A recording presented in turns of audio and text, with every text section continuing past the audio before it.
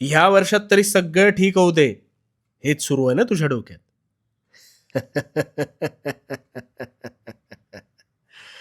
पलटतील. तुझ्या नशिबाचे फासे सुद्धा निश्चित पलटतील. कसे ते सांगतो. आता प्रामाणिकपणे शांत चित्ताने ऐक. तुझे प्रश्न सुटतील. सगळ्यात आधी एक गोष्ट ध्यानात घे.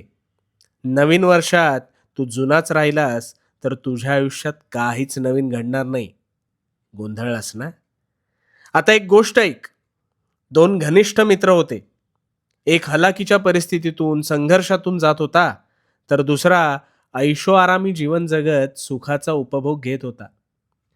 त्या गरीबाला नेहमी वाटायचं आपल्यावर देवाने काहीतरी अन्याय केलाय. पण हा श्रीमंत मात्र कधीही उठायचा, कधीही झोपायचा, आयते अरबट-चरबट खायचा.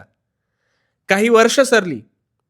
गरीब मेहनत करत होता, पण त्या मेहनतीला बळ आलं आणि त्याच्या घरी लक्ष्मी नांदू लागली. तर दुसरीकडे संपत्ती असून सुद्धा श्रीमंत मुलाला शारीरिक हालचाली जेमतेम असल्याने विविध आजारांना हळूहळू बळी पडावं लागलं. आता ह्यातून काय शिकलास?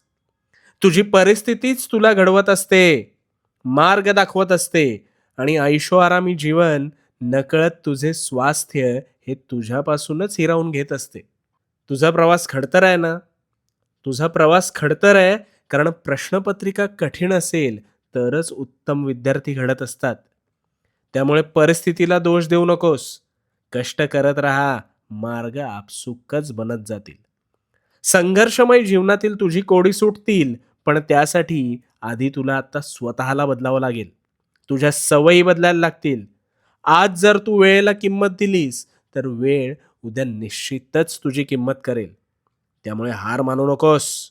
उठून उभा राहा आणि भिवू नकोस. भिवू नकोस कारण मी तुझ्या पाठीशी आहे. भिवू नकोस. मी तुझ्या पाठीशी आहे.